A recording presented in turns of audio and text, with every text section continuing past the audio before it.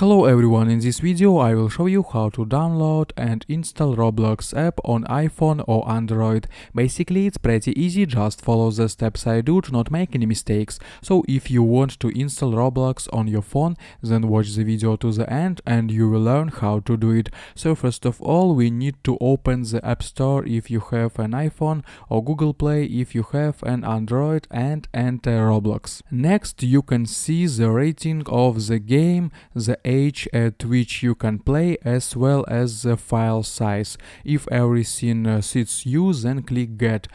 Great, now we are waiting for some time and the Roblox will be installed on your phone. After downloading, we find it in your phone or click open directly in the App Store. Next, create your account, come up with a nickname and password and play for fun. That's how simple it is. I hope guys this tutorial made your life a little bit easy and you like this video. Subscribe to my channel and write your comment. Goodbye, have a nice day.